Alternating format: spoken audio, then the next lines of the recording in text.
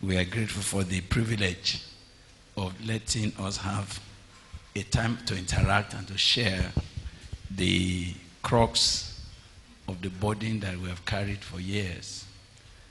First, it's a very deep conviction in our hearts that every enduring work that will not be a patch must start with a foundation. And that the foundation for any enduring ministry is the foundation of lives, particularly if they were caught when they can be actually prepared for the future that they are looking for. The Bible says if the foundation be destroyed, what can the righteous do? So we, quite early in life, discovered that there are many works anybody can do. Others are called to do a repairer work. Others may be interested in doing something like painting old walls. But we realize that if we truly want to affect our generation, we have to get to foundation. And the foundation for anything, foundation for marriage, foundation for correct career, foundation for even Christian life, foundation for ministry, is only actually properly laid when you start with people who are also at the foundation. So because of that, we are convinced that the strength of any work, if we are not in haste, if we are not rushing, is to start with young lives. Our experience showed that a life that you caught very young will stay with you almost for life, because you are the one who shows him which way to go. You are the one that guides him.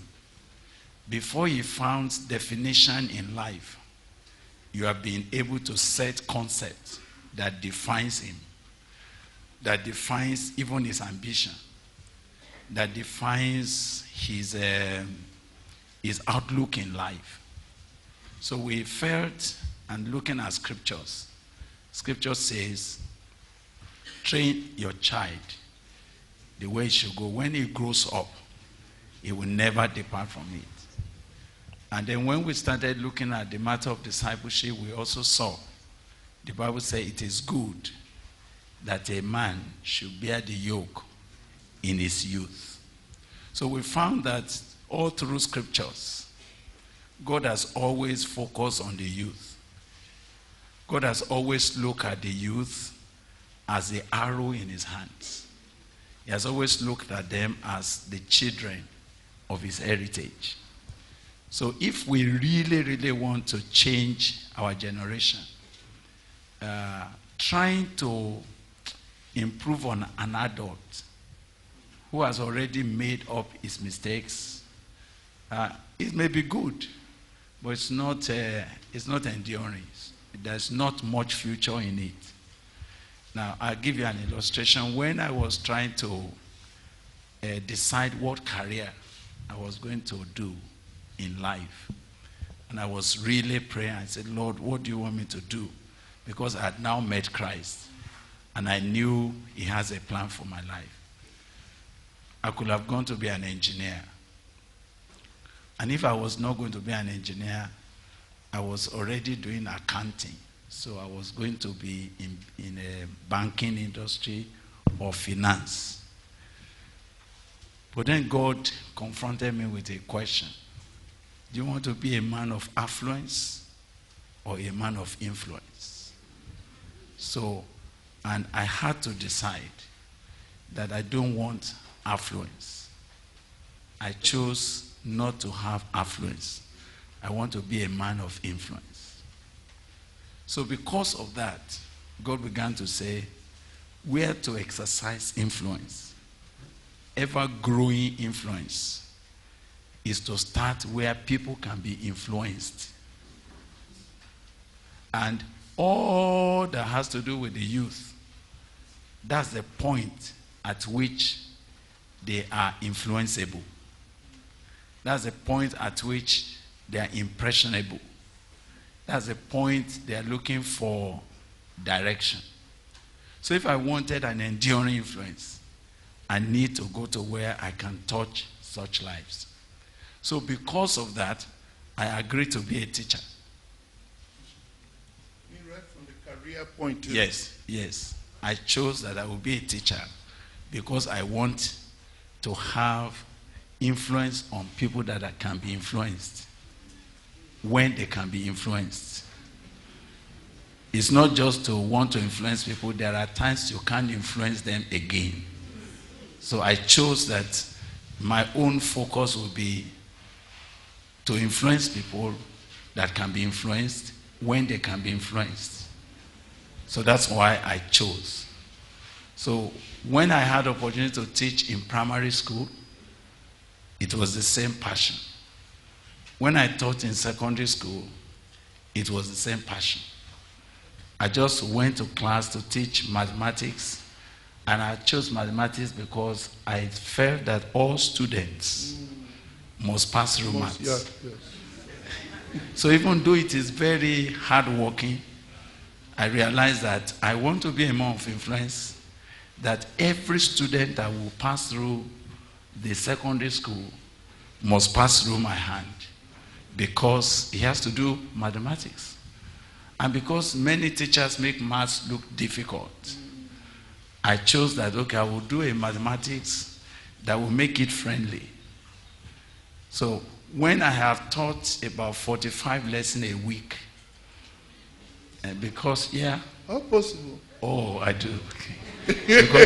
because I was teaching in a school that has 9 arms, and I have to teach maths 5 periods for a class.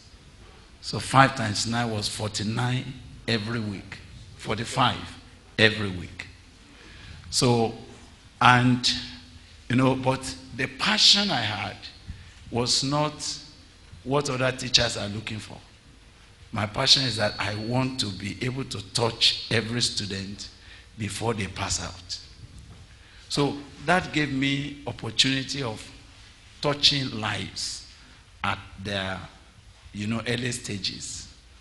And I see God giving me opportunity to teach the maths in a way that they cannot escape. And of course, as I'm teaching the maths, my passion is to touch them with Christ. So several of them will come to my house. So already, even when I didn't call it discipleship, they will come and stay with me. Some will sleep on the floor, and we'll all walk together. I'm happy to note that even when I had left them, the influence continued. Because I will just suddenly discover that one of my students is somewhere here, somewhere there, and they are talking and say, oh, I remember the last thing that was very challenging to me. I've come to Benue for several years, and one day I went to Uncle Peter Zawa's house. Early in the morning, I wanted to talk to him about Peace House office, because he was the caretaker of our 19 Gado Hospital Road, and so the owner wanted to sell it, and we didn't have money at all. So I went to tell him that we're interested, because God said he will give it to us. So I went that morning around 6 a.m. to catch him, because he said the man is going to take a decision that day, and if I'm not showing interest, they will sell it to someone else. So by 6 a.m. I got out of the house and we went. So while I was still sitting down talking with Uncle Peter Zawa, he introduced to me an engineer that came from Port Harcourt to work for him. They have a company and a construction something. So this engineer came from Port Harcourt.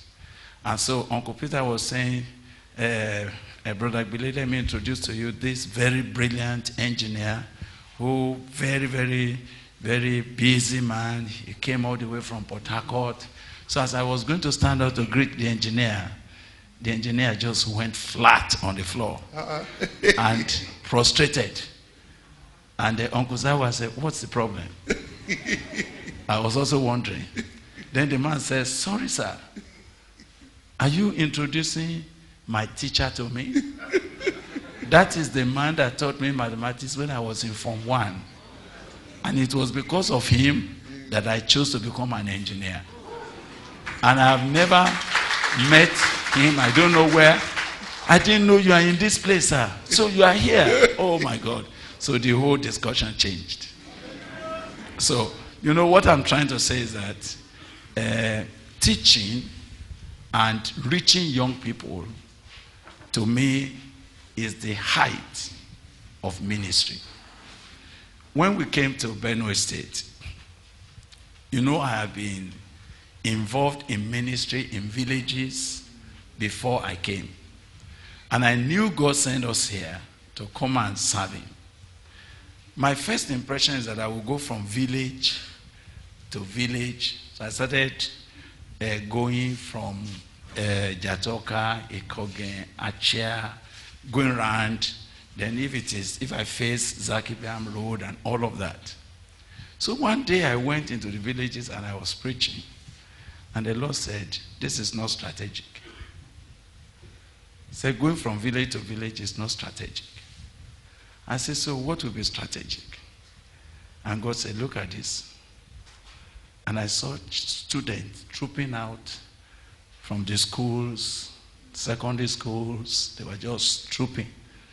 And the Lord said, "That's the strategy." He said, "These ones you see now, they look like small. They are going to be the leaders, the fathers. If you reach them now, they will take you to their villages. If you affect them now, they will go and tell their parents about what you did to them. And their parents, whether they like it or not, they will gather them for you." So I prayed about that. And so my strategy of going around the villages, I didn't stop it, but it changed.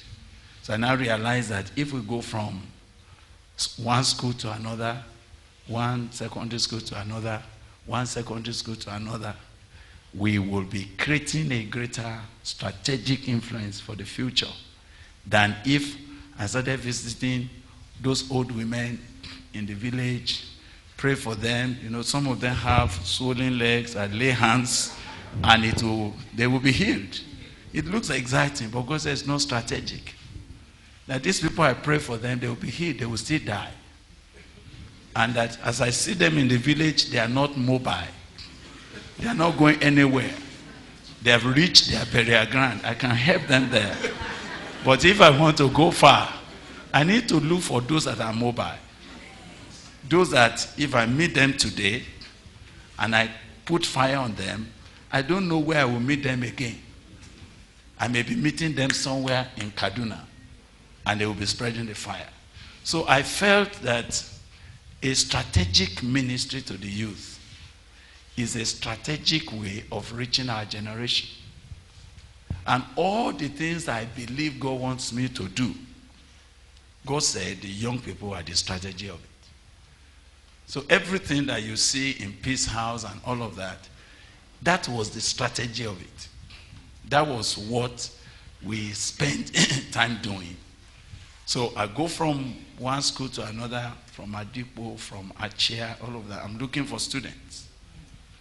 So we will sit down, we do weekend campaign. I'll teach them how to prepare Bible study outlines and all of that, just like that. We'll pour them into FCS. I have always sought to belong to FCS, to AFCS, because as far as I'm concerned, liquid content only is what matters. It's not a question of forming another organization. Just pour into that, and whosoever, whatever name they bear, wherever they go, they can never be lost. So that's the strategic thing that I saw.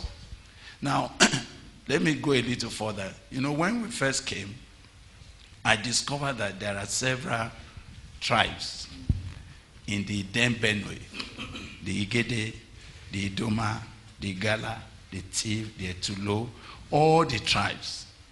And I found that when God said I should go teach, I found all of them in my class. So what I also did strategically was that I focused on the Tiv boys and Tiv girls. I focused on Idoma. I focused on Igala. I got some few Igede, few Etulo boys. I made them my friends. They'll come after school, after their lectures. They are with me. We're working together. We're doing things together. Now, when it is time for some of them to graduate, I normally do a commissioning service for them. For me, it is not a joke.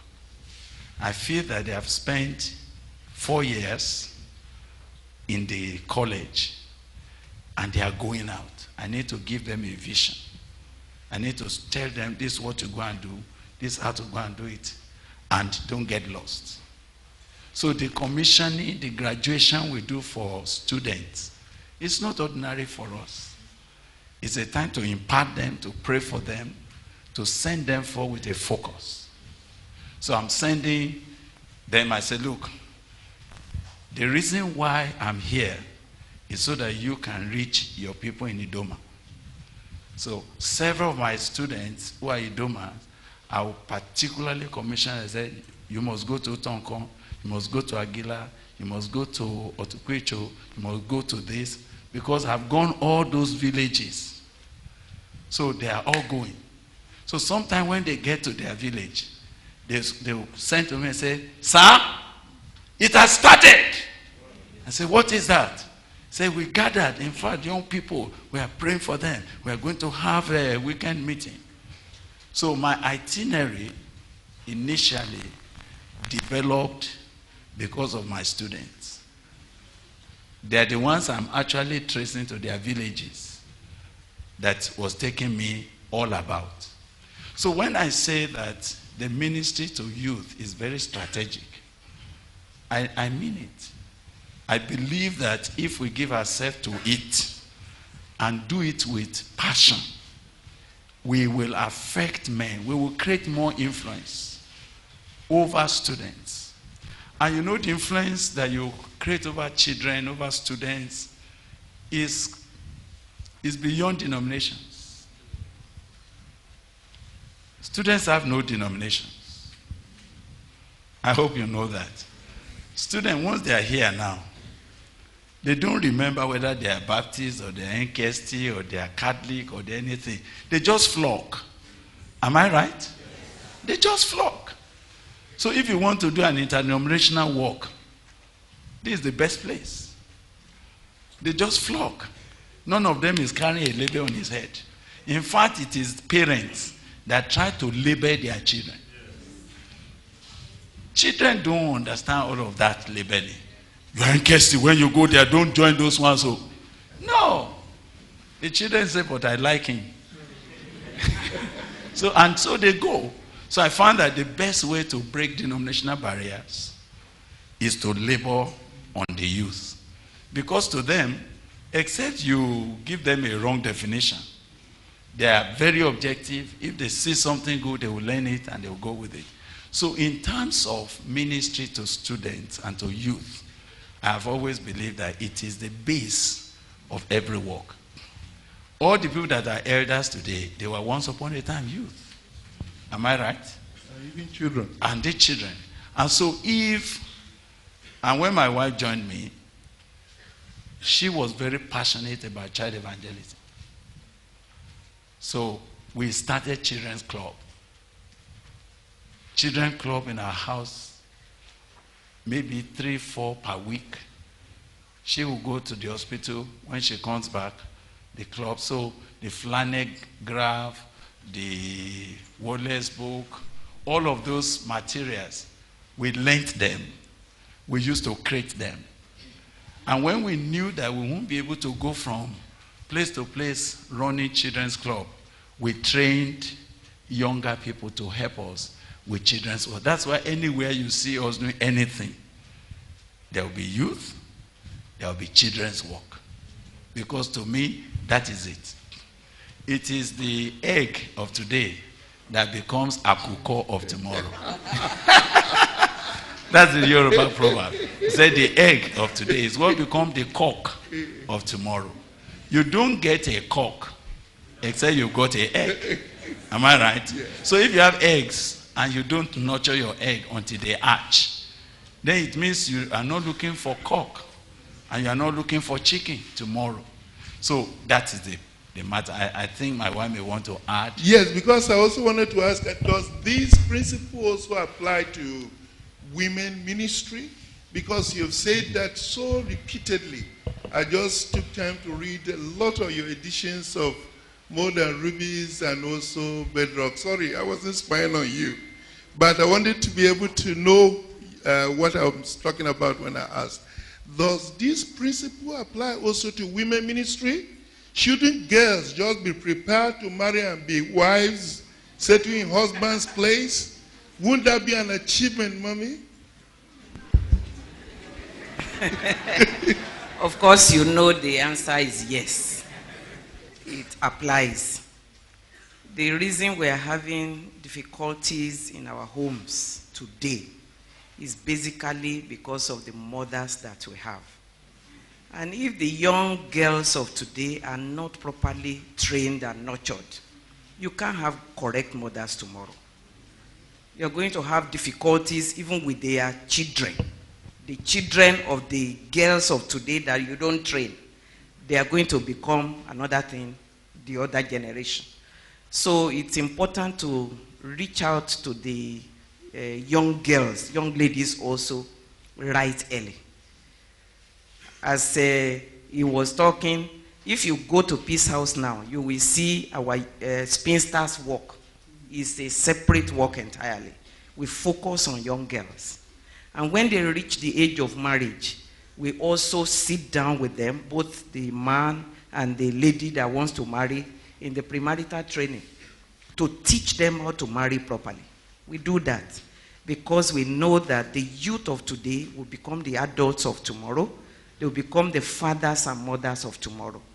And if we train for 4 years to become graduates or 6 years to become doctors, you will practice maybe for 30, 40 years, then it's important to train to become fathers and mothers and to become husbands and wives. Because that one, you will marry for your lifetime.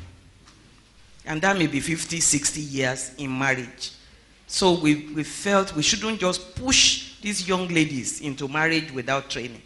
These young men, we also focus on them to give them premarital training. So it's the development of the foundation that we want to focus on so that the adults of tomorrow, the Nigerians of tomorrow, will become transformed. That's very important to us. And we also discovered that if we do this, or if we don't do it, the kind of thing that happened to the children of Israel in the book of Judges will happen to us in Nigeria. Because as we are laboring, we are also looking at the bigger picture, the Nigerians of tomorrow, not just laboring for today. We are looking at how will it be tomorrow. In the book of Judges chapter 2, the Bible says when Joshua died and all that succeeded Joshua, there arose another generation who knew not the Lord. And, you know, everybody did what seemed right in his own eyes. They became wayward. They forgot God. They forsook God. And so God gave them up to their enemies. We don't want that to be the lot of the next generation. So we felt it's important to focus on the young people of today so that tomorrow we will have correct adults. You mean it's serious enough to abandon your careers, your lecturing job, your medical practice, just to go? I mean, is it, well, can't you do this on a part-time?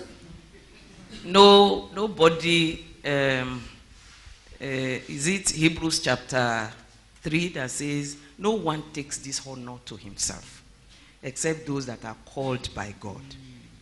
Medical practice, very lucrative. I love it. Those who were with me in NKST hospital when I was practicing, they know I had a passion for that job. But when God now wanted me to focus on this call of touching lives, not just physically, administering drugs, but spiritually, to labor on lives, I value one more than the other. And I know that even if I suffer, it will be well tomorrow. Amen. So you have to put your priorities right. When God calls, there is nothing too big to drop because of God's call. No, this sounds sweet and nice enough. I mean, I like ministry. But everything you are talking about, it sounds easy with a microphone. Going to practice it is more demanding. It's sounding like money. It's sounding like cost. And the populations are surging. And when people see and they enjoy it, more will come. They will give testimony and more start coming.